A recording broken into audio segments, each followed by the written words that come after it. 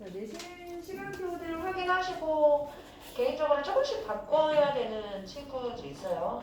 배경 화작 월요일 7시까지 오시면 되고 너도 화작입니까? 네. 그쵸. 학교권 화작이죠. 배경고 월요일 7시, 인덕원 7시.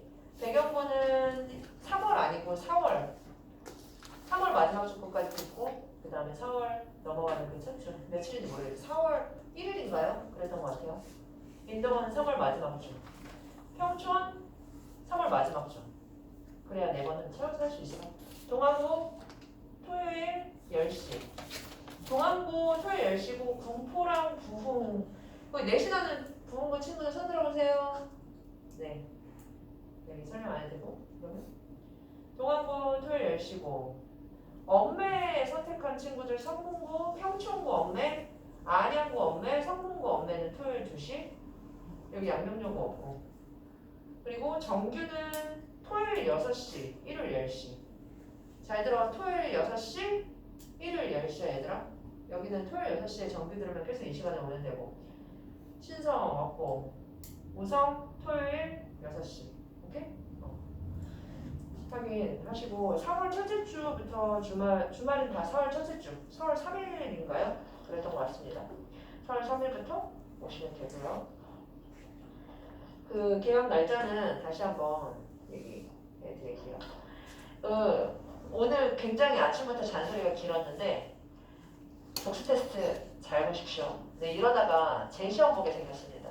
재시험까지는 안 가려고 그러는데 진짜 너네 한 12개, 13개 이하면 재시험 보는 수가 있어. 열심히 해오세요. 그리고 내가 요즘에 제일 많이 듣는 말이 너네가 벌써 6번 모의고사 봤잖아. 비문학 못하겠대. 나 지금 그 얘기 100번 듣는데 비문학 못하겠고 어떻게 할지도 모르겠고 설명 들어도 설명 들을 때만 알겠고 혼자 하면 모르겠고 늘지도 않고 계속 그 자리래. 왜 그럴까? 너 하루에 공부 몇 시간 해? 국어 공부. 1시간. 1시간? 하루에 국어 공부. 왜? 오래 생각해야 되니까? 윤빈아, 하루에 국어 공부 몇 시간 합니까? 1시간 이상? 그래. 얘들아, 하루에 국어 공부, 너네 몇 과목 공부해? 몇 과목? 예체능은 3과목 공부할 거고, 예체능 아닌 친구들은 많아야 5과목. 그치? 과학이랑 사회는 매일 안 한다고 쳐도 국영수 매일 한다고 치면 영어 시간이 제일 짧을 거고 수학 시간이 제일 길어. 그럼 국어는 1시간은 안 돼, 얘들아. 최소 2시간에서 3시간이야. 매일매일. 월요일부터 금요일까지. 주말 빼고 월요일부터 금요일까지 내가 2시간 이상 3시간 정도는 예체능이나 야, 국어 하루에 3시간, 4시간이지. 그 정도도 공부를 투자를 안 하면 안 늘겠죠? 내가 못해서 내 뇌에 언어, 국어를 잘하는 능력, 그 뇌 부분이 없어서 아무리 해도 안 늘어. 그런 거 아닌 이상이야. 니네 다 할 수 있는데 시간을 안 드립니다. 시간을. 내가 여기에서 3시간 동안 너네한테 뭘 알려줬어. 3시간 동안 너네가 문제를 풀고 나한테 들어서 잘 알았어. 근데 그게 진짜로 안 걸까? 아니야 얘들아. 듣는 건 공부가 아니고요. 내가 3시간 동안 한 거 월요일부터 금요일까지 계속 반복해야죠. 그렇게 해서 내가 3시간 동안 한 거 5번만 반복하면 그 뒤에는 모른다 소리가 안 나옵니다 얘들아. 얘네가 첫 번째 문장 이거 한번 봐봐. 독일의 크리스탈러는 남독일의 도시 분포를 바탕으로 도시의 규모, 입지 등의 일정한 원리가 작용한다는 것을 분석해 취락이나 상업 입지의 분포가 규칙성을 지닌다는 중심지 이론을 도출하였다. 야, 길기도 뒤지게 길다. 얘를 귀로 듣는다고 생각해봐. 이해할 수 있겠어요? 귀로 들으면 더 어렵지. 그치? 그나마 눈으로 보니까 몇 번씩 보면서 이해를 한단 말이야. 그런데 너네가 비문학 공부할 때 첫 번째 문장을 읽고서 이거 몇 문장으로 쪼갤 수 있지? 라는 생각을 안 해봐. 니네는 빨리 하고 싶어. 내가 힘들이지 않고 쉽게 공부하고 싶고 조금 공부하고 성적을 많이 올리고 싶어. 그렇기 때문에 힘든 방법을 절대 안 택합니다. 그러니 문제만 붙들고 있는 거야. 이 문제 왜 틀렸지? 그것도 중요한데 얘들아. 이 수능 시험의 본질을 생각을 해봐봐. 이걸 이해하면 못 풀 문제가 없어. 그렇기 때문에 이걸 공부하면 문제는 아무것도 아니야. 실수만 안 하면 돼. 그건 이제 훈련을 통해서 한다고 했죠. 근데 니네는 기거나 걷지 않고 그냥 뛰려 그래. 아, 나 왜 못 뛰지? 나 왜 빨리 못 뛰지? 당연히 안 되죠. 사람이 어떻게 기지도 않고 뛰어 얘들아. 기고 걷고 그 다음에 뛰는 거야. 선생님 본문 하나 분석하는데 처음에 2시간 넘게 걸렸어요. 그럼 어때 얘들아? 2시간 넘게 걸리면 그때 기는 거지. 기어봐야 그 다음에 걷고 뛰지. 니네가 한 번이라도 얼마나 진지하게 내가 얘를 영어 해석하듯이 해봤는지 모르는 단어를 얼만큼 사전을 찾아봤는지 한번 확인을 해봐봐. 시간 투자 안 하면 절대 안 늘고요. 내가 누누이 얘기했죠. 7월 중순부터 17번, 17회 파이널 모의고사를 쭉 보는데 니네 지금은 8번 모의고사 보잖아요. 그죠? 3월 전에. 지금은 시간 왔다 갔다 하지. 그때 파이널은 시간 딱 한 타임밖에 안 줘. 무조건 토요일 아침 8시 40분에 못 오면 그때 못 본단 말이야. 그러면 한 7, 80명 애들 다 딴 데서 다 오거든. 7, 80명이 한 곳에서 봉투 한꺼번에 뜯고 딱 시험처럼 17번 보는데 그래서 겨우겨우 60점 맞을 거 70점 맞고 70점 맞을 거 80점, 85점 맞아서 수능 점수 나온단 말이야. 그런데 그게 니네 실력 같은데 그게 니네 실력이 아니라 내가 얘기했지. 수능 끝나고 애들 1월에 오면 내가 풀라고 시켜보면 재수할 놈도 그거 다시 못 풀어 얘들아. 니네 실력이 아니라 매주 이거 간쓰게 그나마 붙잡고 있고 일주일에 한 번씩 와서 강의 들으니까 그나마 붙들고 있는 거야. 니네 실력이면 한 달을 쉬건 2달을 쉬건 다시 와서 했었을 때 무슨 말인지 이해해야죠. 근데 재수한다고 1월, 2월에 찾아와서 하는 놈도 당연히 놀지. 11월부터 놀아. 11월 중순부터. 내도록 놀죠. 공부하고 싶겠습니까? 12월에 발표 나고 어쩌고 저쩌고 1월에 다 떨어지면서 정신 쓸 데 없으면 그제서야 재수한다고 1월 중순쯤 찾아오면 다시 시작하려면 죽어 얘들아. 죽어나. 그나마 공부했었으면 빨리 돌아오긴 하는데 그래도 적응기간 한 달 걸려. 그러니 니네가 매일 2-3시간씩 이거 붙들고 있다고 생각을 해봐. 문제 많이 푸는 거? 당연히 좋아. 문제 많이 푸는 건 좋은데 문제 많이 푸는 게 니네만큼 효율이 안 날 수도 있어. 맨날 문제만 보면 뭐하냐?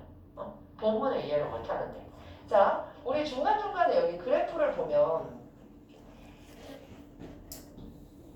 비례 그래프, 반비례 그래프에 대한 설명을 그래프의 모형을 문장으로 나타낸 부분들이 있어. 이따 짚어줄 거야. 그런데 니네 비례 그래프 하면 머릿속에 뭐가 떠올라? 위로 올라가는 거. 반비례 그래프 하면 뭐가 떠올라? 밑으로 내려가는 게 떠오른단 말이야. 근데 그게 저절로 돼?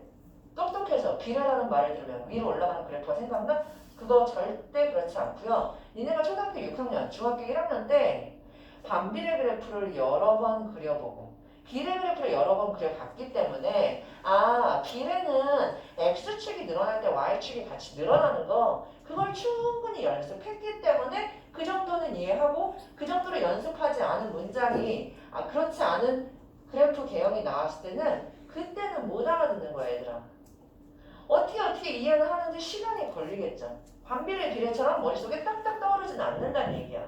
그러니 그래프 나오면 그래프를 어떤 문장으로 바꿨는지 보고 그 문장만 봤었을 때 다시 니네가 그래프를 그려보는 연습을 하고 그게 천천히 꼼꼼하게 하는 공부인데 무조건 드립다 기출 문제집 이렇게 쌓아놓고 기출문제 풀어보고 이거 풀었던 거 이거 했던 거 이거 다 기억나는데 그런 거 다 넘기니까 시간은 시간대로 공부는 하는 것처럼 보이는데 안 늘죠 얘들아. 지금 1등급 계속 간당간당 맞고 있는 친구들도 마찬가지야 얘들아. 내가 1등급 계속 맞으면 신학날도 1등급 맞을 것 같습니까? 내가 얘기했죠. 1등급 맞다가 간당간당하게 맞던 애들은 수능 때 전혀 새로운 문제 그러니까 맨날 문제 푸는 것만 익숙해서 독해력 안 늘려놓으면요 1등급에서 4등급은 금방이야 얘들아.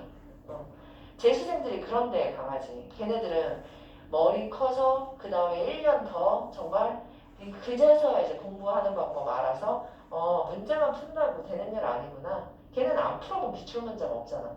본문에 집중하다 보니까 재수생 애들이 훨씬 더 잘해. 그런 애들 들어와서 시험 보면요 현역들은 너무 멘탈이 약해서 새로운 문제 보면 다 나갑니다. 이번에 화작 엄청 쉬웠잖아 그치? 거의 다 맞았어야 했잖아. 1등급 맞으면 화작은. 화작에서 1등급에서 4등급 될 비율이 엄청나게 많아요, 얘들아. 안심하지 마시고요. 실력을 키우려고 노력을 하세요. 공부 양, 공부의 깊이도 생각하세요. 내가 몇 문제 풀었나가 문제가 아니야. 문제 유형 당연히 봐야죠.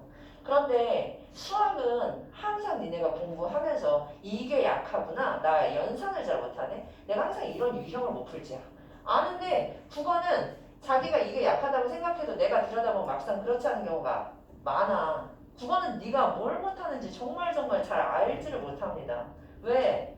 그만큼 시간 투자를 안 해서요.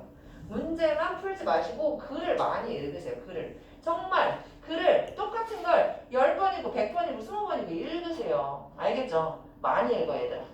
많이 읽고 내가 아까 얘기했죠. 첫 번째 문장을 몇 문장으로 나눌 수 있을지 한번 생각해봐. 첫 번째 문장에서 주어가 뭔지 생각해봐 얘들아.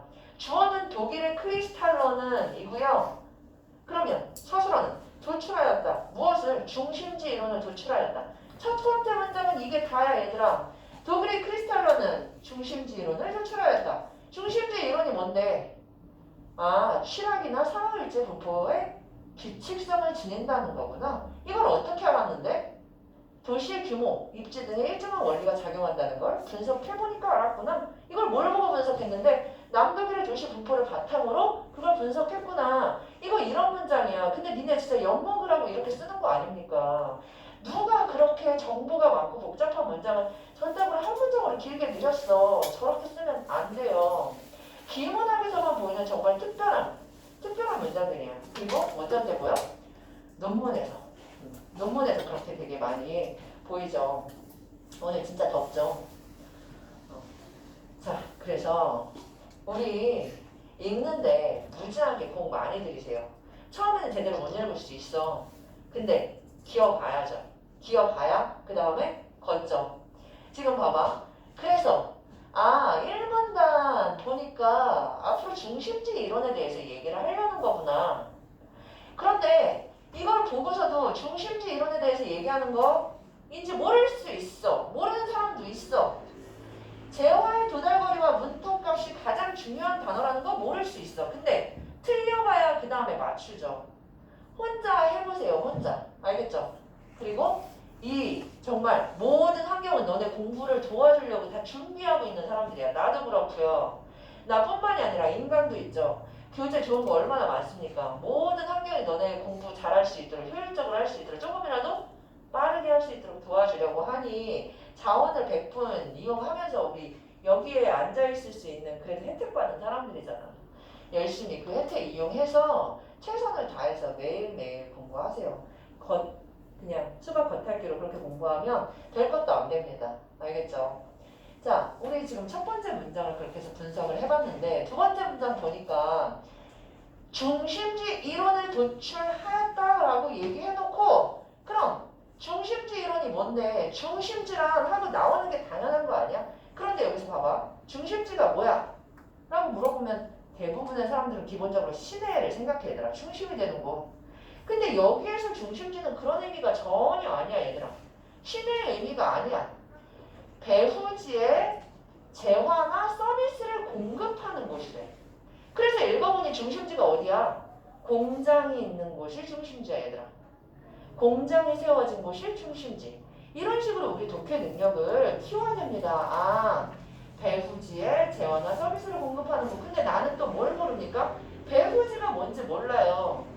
배후지가 뭔지 읽으면서 열심히 찾아야 돼 얘들아. 배후지가 뭔지 끝까지 안 나온다. 그럼 상식적으로 생각하는 배후지가 맞고요. 그렇지 않다면 배후지에 정의가 반드시 나와 있다. 어디 나와 있어? 이 밑에 배후지가 뭔지 나오죠. 자, 그렇기 때문에 중심지란 공장이 있는 곳이고 그리고 중심지 이론은 재화의 도달거리와 문턱값을 통해 이해될 수 있다. 그런데 나는 여기까지만 읽고 사실 재화의 도달거리가 배후지인 줄 알았어. 여기서 말하는 재화의 도달거리가 재화가 갈 수 있는 최대한의 거리를 재화의 도달거리라고 내 맘대로 생각을 했어. 근데 그런 게 아니더라. 그런 게 아니고 뭐야 얘들아. 재화의 도달거리는 운송비자에도 판매가 실현되는 최대한의 거리이기 때문에 재화의 도달거리 하면 딱 여기 요 한 점만 얘기하는 거야. 오케이? 그런 식으로 내 머릿속에 있던 원래의 지식과 여기 본문에 있던 실제 알려주고 싶은 정보랑 비교해 가면서 이걸 기준으로 생각을 해야 돼요. 자, 가장 중요한 단어 중에 하나 정의 나왔고, 그렇구나. 최대한의 거리, 그 거리 값이고 문턱 값은 뭐야? 얘가 최대한의 거리 값이면 얘는 최소 요구치라고도 부른대. 그러니 최소 요구치란 말이 나오면 문턱 값이라고 읽고 문턱 값이라고 나오면 최소 요구치라고 읽어줘야겠죠. 근데 그게 뭔데? 판매 수익이 총 비용을 상회하기 시작하는 거리, 판매 수익 얘가 비용을 상회 웃돌기 시작한대 얘들아. 자, 근데 수익이 비용을 상회한다. 자, 여기에서 독해 하나 뭐야 얘들아? 이윤이 시작되는 곳이야. 자, 그러면 수익이 비용을 넘어선다. 그래서 이윤이 시작된다 그랬는데 여기에서 그러면 수익이랑 이윤은 절대로 같지 않구나. 그걸 아셔야지 얘들아.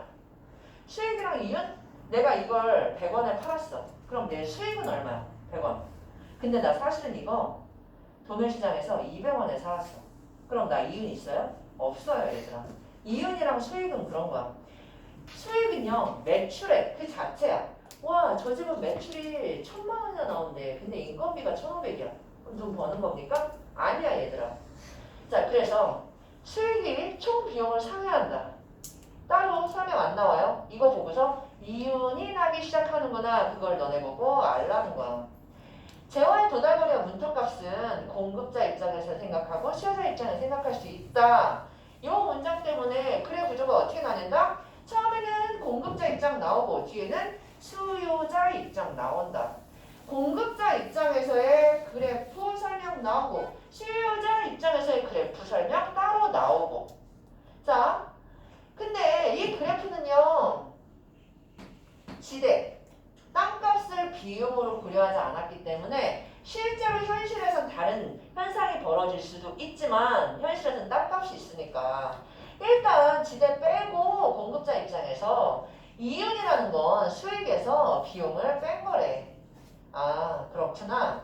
이윤이 나려면 그럼 수익이 비용보다 무조건 커야겠구나. 아까 얘기했죠. 상회해야지만 이윤이 나겠구나.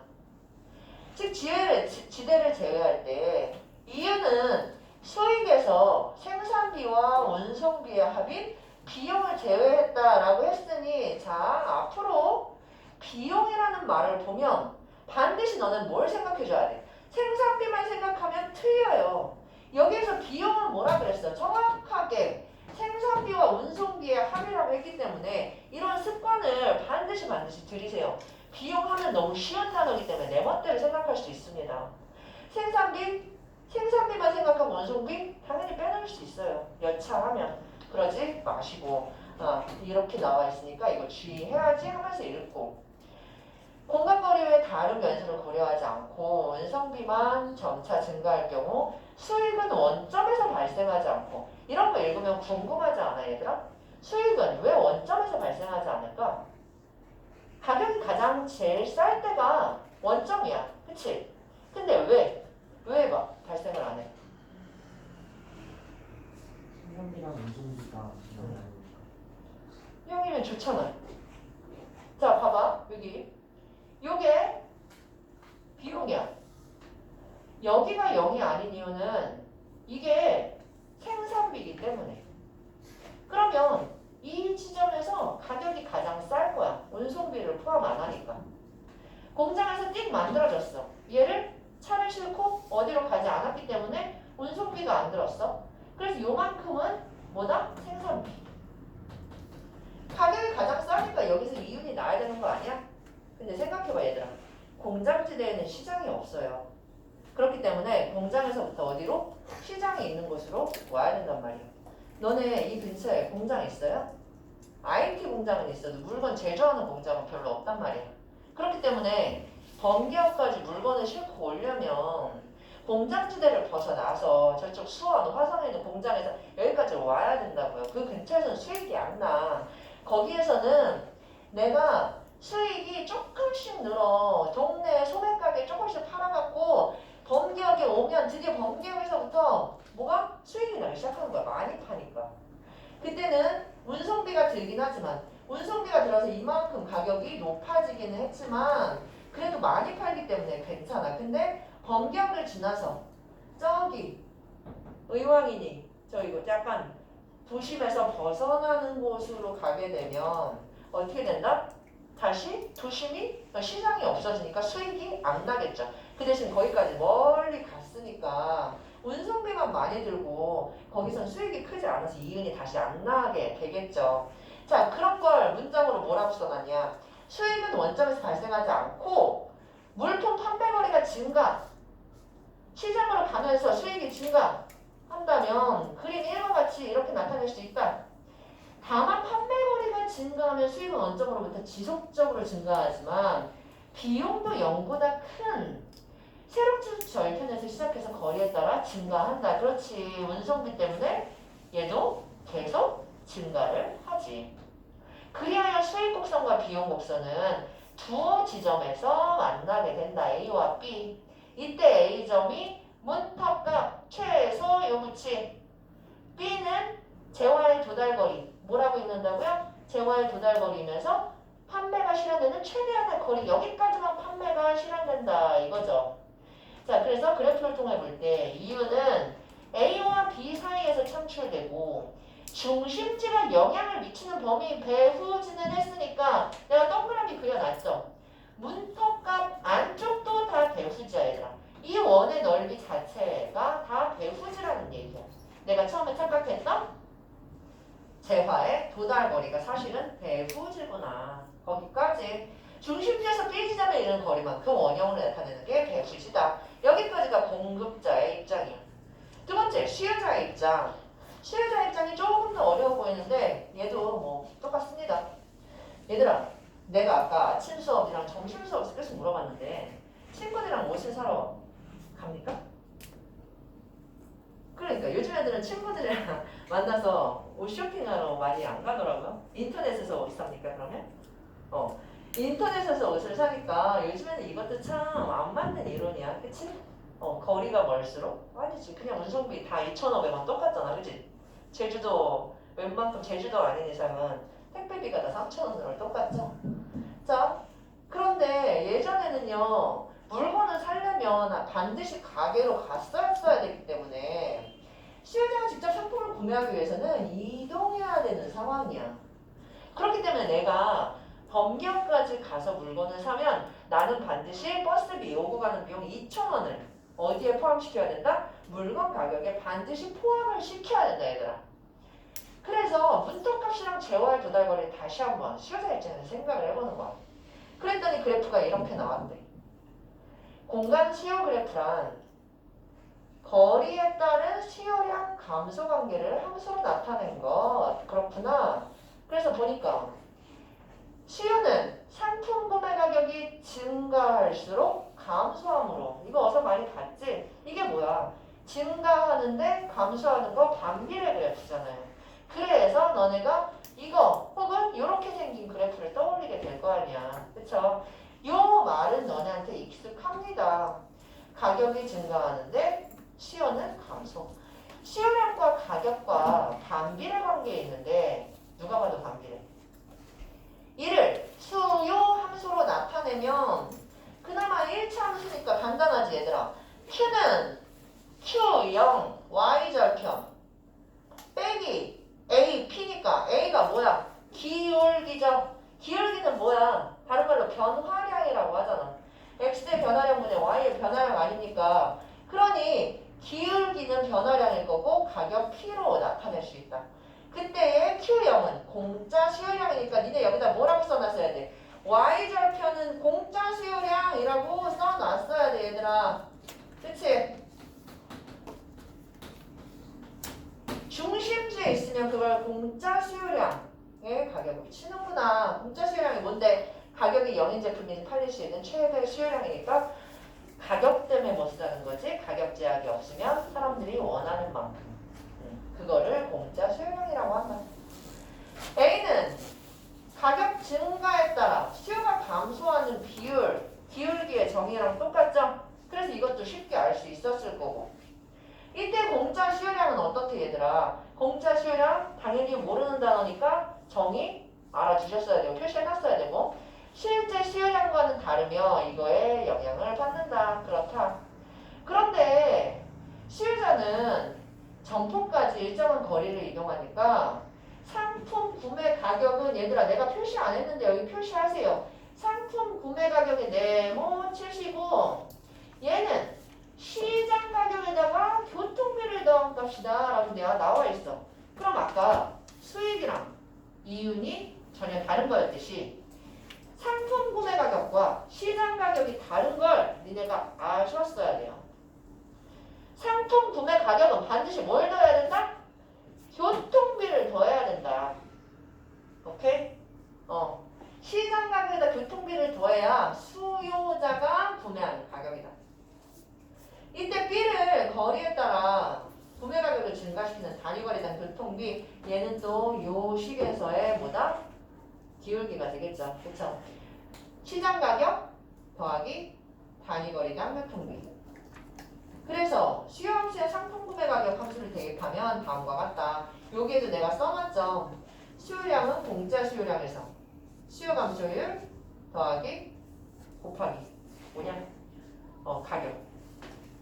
그래서 가격에다가 뭘 대입한다? 여기에다가 시장 가격 플러스 뭐 교통비를 대입한 거죠. 그쵸?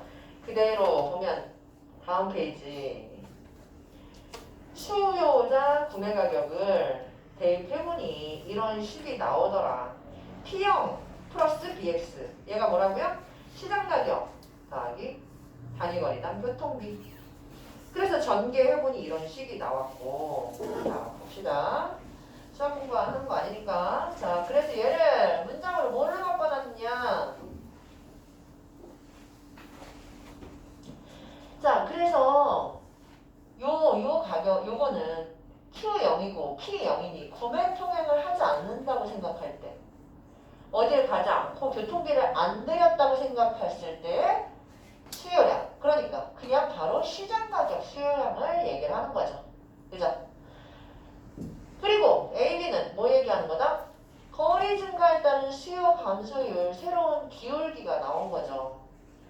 자 그래서 재화의 도달거리는 공간 수요 그래프가 거리축과 만나는 지점 표시되어 있죠. 거기에 아예 그치? 그 부분에 X축이랑 만나는 부분이 뭐라고 써있다? 재화의 도달거리라고 아예 쓰여 있습니다. 여기까지가 수요자의 입장인데 얘들아 세 번째는 누구의 입장이야? 점포의 입장이야. 이걸 안 써놨는데요. 잘 봐봐. 공급자가 점포라는 생각은 하시면 안 돼요. 공급자는요 공장에서 물건을 정말로 공급하는 사람들이야. 점포는 가게에서 파는 사람들이기 때문에 점포의 위치는 공급자의 위치와 달라요. 당연히 장사한다고 생각했었을 때 야 난 운송비 너무 아까워서 공장 옆에다 가게 세우려고 됩니까? 나 출근하기 싫어서 그냥 시내랑 떨어져 우리 집 앞에다 가게 세우려고 돼요? 안 돼요. 그렇게 장사 마음대로 하시면 안 되죠. 어디다 해야 됩니까? 반드시 문턱값과 재화의 도달거리 요 사이에다가 점포를 만들어야 되죠. 자 여기에 점포가 단 하나라면 여기에 있는 모든 이윤을 얘가 다 가져가겠죠. 그쵸? 점포는 반드시 A와 B 사이 구간에만 있었어야 한다. 자 그래서 점포의 수익은 당연히 수요량과 판매거리가 증가할수록 늘어날 수밖에 없고요. 왜냐면 수익이 늘어나니까. 당연히 어디에서 이윤이 최대값이야? 재화의 도달거리 바로 그 B 지점에서 총 이윤이 최대값. 여기에서 수익이 최대로 나니까 이윤도 최대로 나겠죠. 그죠? 자 이유며 재화와 도달거리를 지나면 판매가 이루어지지 않고 이윤이 발생하지 않는다. 그렇구나. 그래서 문턱값 최소 요구치의 범위 재화의 도달 범위 그 사이에서 어떻게 점포가 위치해야 된다. 그렇구나. 자 그래서 쭉 내려와 보니 따라서 소득이 증가해서 소비 성향이 좋아지면 최소 요구치의 범위가 줄어드니까 가운데 원이 작아지겠지. 공장 옆에까지 시장이 생기겠지. 생기는 거야. 그러다가 교통비가 낮아지면 어떻게 돼? 재화의 도달 범위는 이렇게 넓어져서 점포가 생길 수 있는 거리가 반경이 훨씬 더 커지겠죠. 오케이? 이게 점포의 입장까지 정리. 자, 그러면서 결론을 뭐라고 내리고 있어? 중심지론은 현실 세계에 대한 가정을 바탕으로 연역적인 탐구 과정을 했는데 연역적인 탐구 과정 네모치고요. 귀납적인 탐구 과정이랑 뭐가 달라? 연역적인 탐구 과정은 세상에 대한 가정이 먼저 가정을 통해서 결론을 내리는 게 연역이야. 지금 이거 가정이지. 지대가 없다고 가정을 했잖아. 그러면 귀납법은 뭐야? 사례가 있고 결론이 나는 거. 사례들을 살펴봐는 거. 가정을 하는 게 아니야. 자, 우리 이미 연역과 귀납법을 알고 있어요. 왜? 연역법은 일반적인 거에서 구체적인 거. 그치? 귀납법은 기업, 구체적인 거에서 일반적인 걸로. 사례를 살펴본다는 게 무슨 말이야? 소크라테스도 죽고 베토벤도 죽고 그러니 사람들은 다 죽겠군 이렇게 결론 내리는 걸 얘기하는 거죠. 그러니 이런 부분들도 틀어보지 말고 반복해서 꼭 암기, 기억하도록 합시다. 알겠죠? 그래서 한계에도 불구하고 그래도 폭넓게 활용하고 있다. 이런 과정을 통해서 우리가 현실에 적용해보고 있다라고 얘기하고 있습니다. 본문 볼게요. 아니 문제 볼게요. 1번. 얘들아 1번도 아까 보니까 오답이 꽤 있었던 것 같은데 1번에 몇 번입니까? 네. 자 1번은 공급자 입장에서 수익이 증가하더라도 저 맨 뒤에 여기 보여요? 보여요? 네. 글자 진짜로 보이는 거죠? 네. 이윤이 발생하지 않는 경우는 문턱값 이전에 이윤이 안 발생하죠. 그죠? 수요량은 거리에 반비례하고 이윤이 증가할 수 있을 것이고. 자, 4번 보세요. 판매거리와 중심지가 가까워질수록 가까워지다가 문턱값 밖으로라 그랬는데 생각해보니까 아니라고 얘기해야 될 것 같기도 하고 그치? 문턱값 안으로 들어가면 어쨌든 네 하고 싶은 말은 뭔지 알겠죠? 이윤이 증가할 것이다. 땡! 이윤이 거기서는 안 난다고 1번에서도 얘기하고 있죠. 자, 5번. 이런 것들을 흔들리지 않고 잘 알아야 된다. 한 번에 알아들어야 된다고, 한 번에. 봐봐. 상품 구매 가격은 뭐라고요? 시장 가격과 일치하지 않을 수 있죠. 교통비를 더해야 되니까. 그죠? 근거까지 명확하게 알아둡시다. 2번 별표야, 별표 얘들아. 선지가 되게 중요합니다. 지금 봐봐.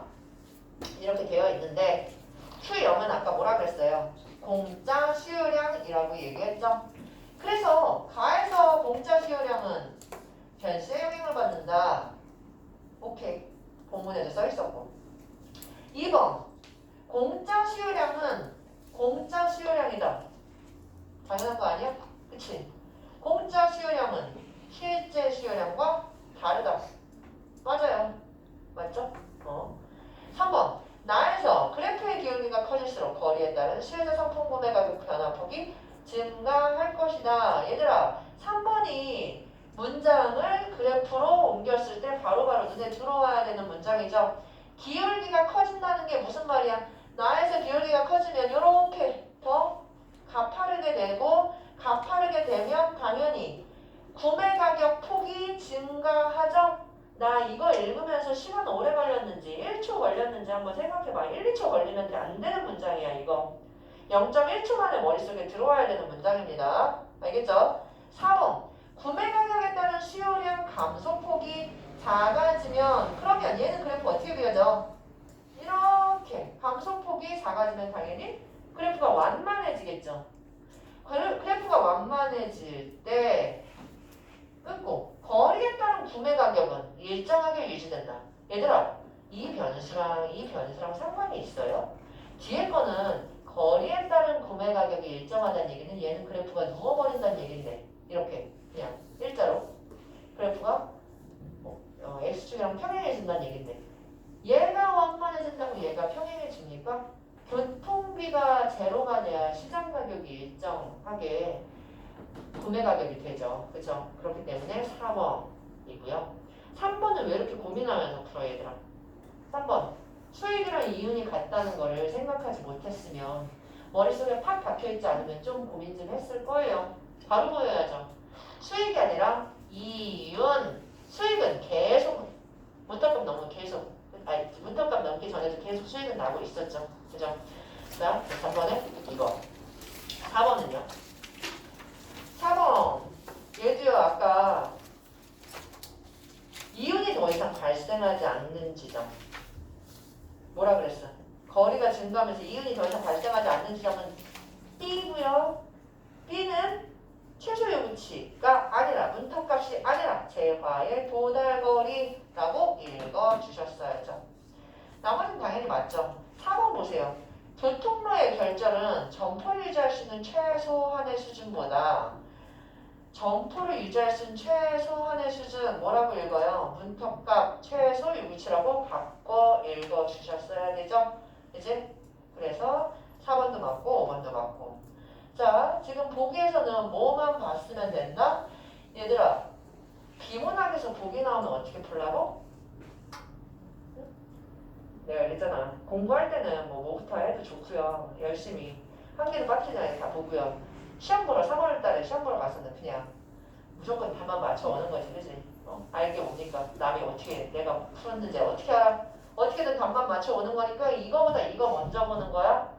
그거 연습하고 있죠? 우리 모의고사 계속 보면서 그것도 연습해야 돼. 이거 말고 이거부터 보고 아닌 건 아닌 거야, 얘들아.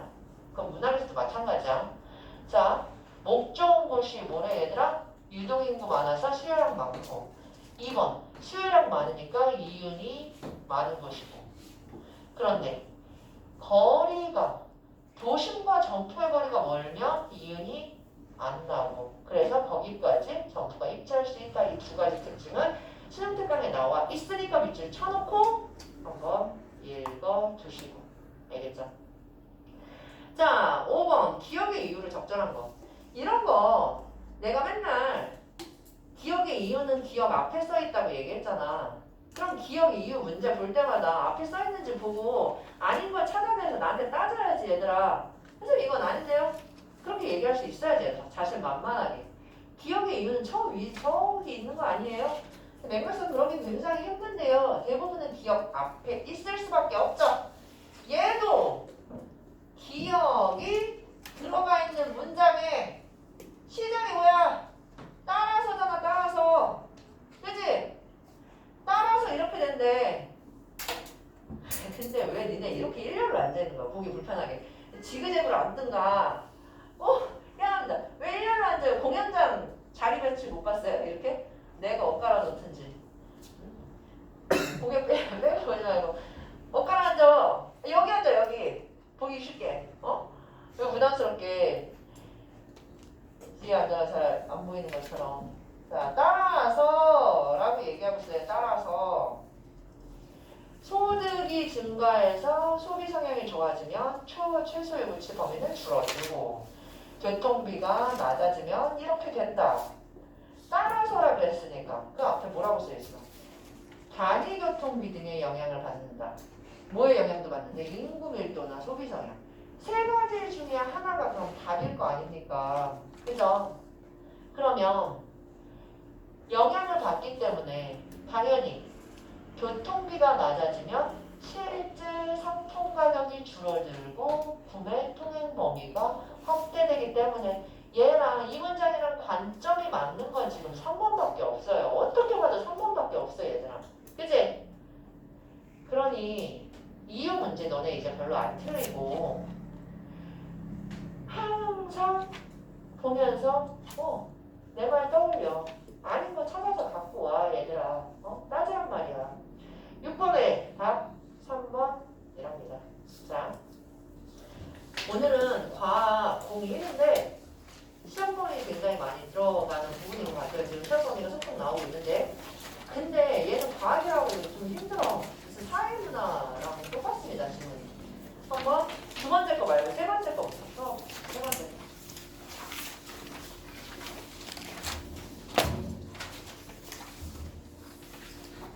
렌즈까지 말씀하시는 거죠? 네네, 그 7번인가요? 네, 7번. 네. 둘이